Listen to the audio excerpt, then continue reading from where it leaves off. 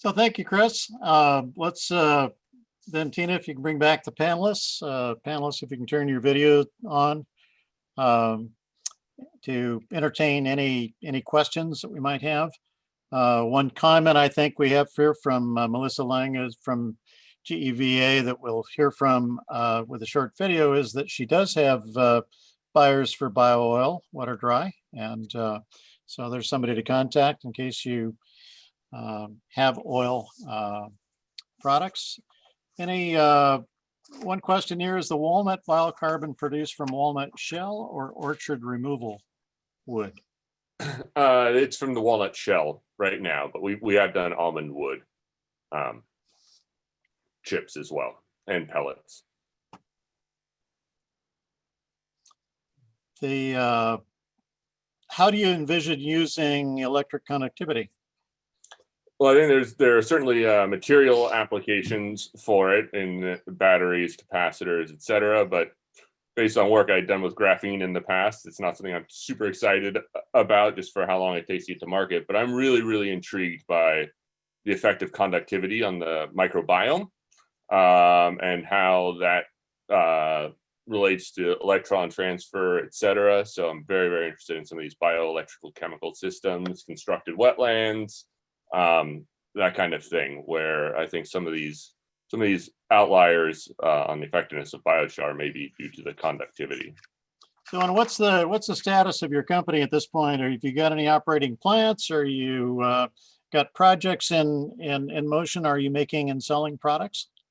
So we have a pilot operating in Central Valley, California. So we can make about a yard at a time right now. So this was just to get to a scale that was reasonable in terms of the thermodynamics and the heat transfer, and now we're in the process of siting and commercializing the system, scaling it up, and envision it producing anywhere in the 4,000 to 5,000 tons per year range. So whether that's going to be here in California or in Finland is up in the air, but it seems like there's a lot of traction out there in Europe right now on these things.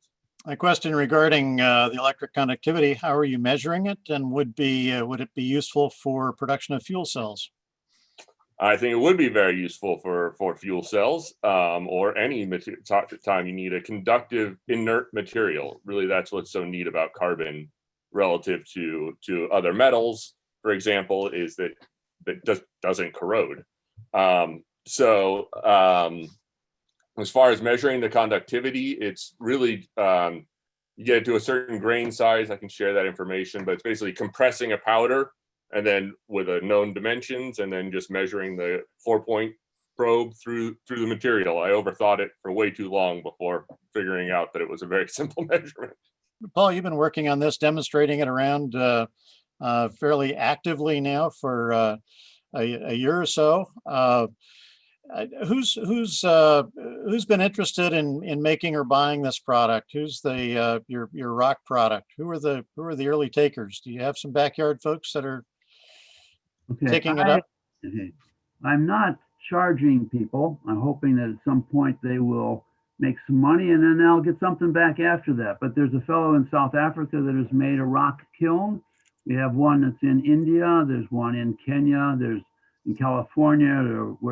We're trying to do these things, but this is bootstraps, and quite honestly, COVID is not in our favor. So it's really quite open for everyone, and they're interested.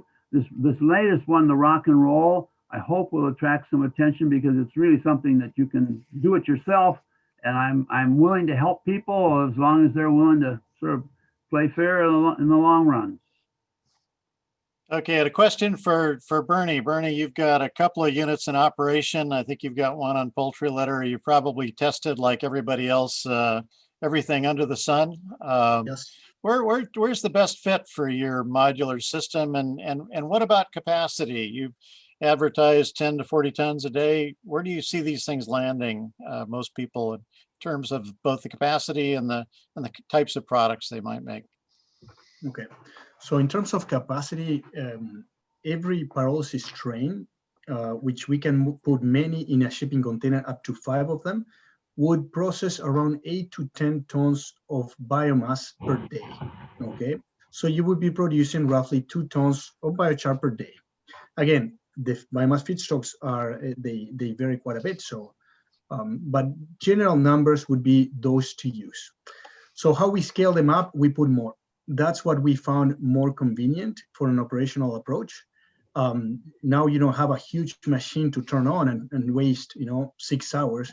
It's just each individual train turns on and actually helps heating the other one. So makes things a lot easier in the operation. So in terms of capacity, if you want to think of 10 tons a day of biomass production, one train. So 3,000 tons a year. That's what I would encourage these kind of applications for.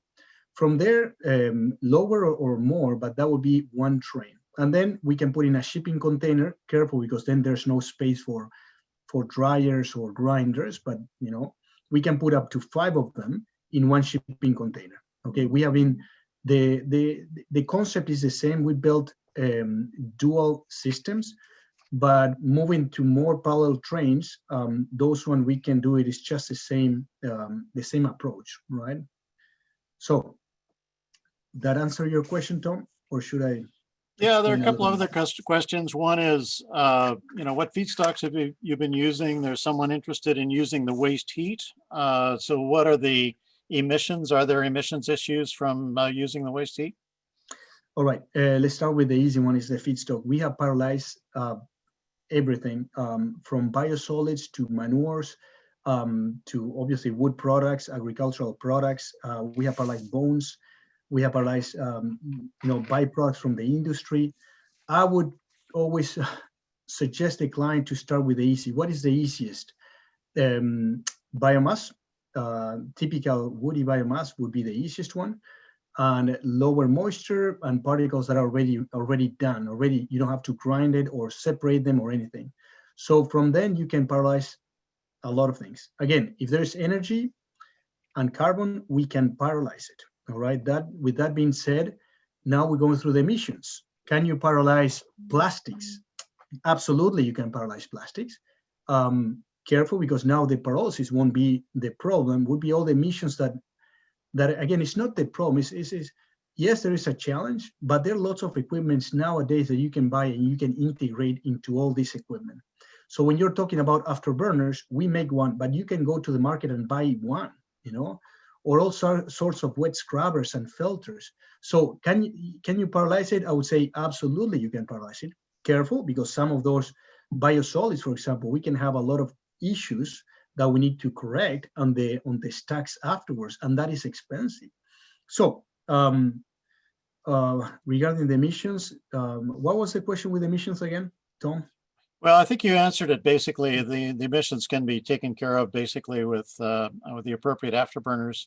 The other issue with emissions is that you're a small scale, and so that's a benefit from an emissions point of view. You're kind of under the threshold of emissions, probably in most applications. There was a question about what's your business model? Are you selling units that people use, or are you selling units, leasing units and selling products? Are you selling biochar products? Are you doing all of the above? I know you are. So Tom, yes, we do everything. So we do engineering consultation. Some years, engineering consultation is our major activity. Some others is manufacturing equipment and selling and installing them and commissioning. Some others is just selling biochar products. We do sell online. Go to our website, purchase something, help us out. We do sell. It's not a lot, but there's always a couple of super sacks here, there, a couple of tons, or a couple of small bags and things. We do R&D a lot, because it's what we talked before, in the sense of it's not just selling biochar. You need to sell biochar products, and having that R&D capacity from Iowa State, we do all sorts of analysis there, give us know-how that we can translate that into our clients afterwards. So all the above are very important. But basically what we will do more would be machines and engineering and consultation. Some clients we work with plastic industry and developing carbons for them and doing all sorts of chemical characterizations and changes so they can use it properly in their fillers, or match this tensile strength or this flammability or stuff like that. So we do pretty much everything, Tom. Good. Well, I got to switch here to Chris. Question for Chris. Does your technology permit better economics and tighter control over biochar quality than conventional pyrolyzers and gasifiers? What's unique about your process? I think the unique part is the yield that some of this liquid fraction is going to into additional char and a really high quality, simple, clean syngas that can generate really high temperatures and heats. So we're getting just a much higher carbon yield at the end of the day, while also generating more useful energy. So I think those are the main drivers on the economics. We have a lot of flexibility on the feedstocks we can use in terms of moisture, particle size, where there's no moving parts really. So we don't have to, nails and things like that aren't going to affect us. And as far as the quality, yeah, it's been really surprising to find that the materials are kind of arriving at a common product. I mean, obviously there'll be differences in the physical shape of, nutshells versus wood, but in terms of the carbon, hydrogen, conductivity, all these things, it seems to be in a very narrow range, and we're going beyond where you're having issues with the polyaromatics. So I think it's, and flexibility. We have a much smaller footprint than other people do, and it'll be a modular process as well, not drive to the biomass, but do it more like a concrete batch plant, and get as close to that biomass as you can, move it as little as you can, and make some renewable heat for whoever's making it. So that's how we hope to unlock this. Great. With that, I'd like to thank all of the panelists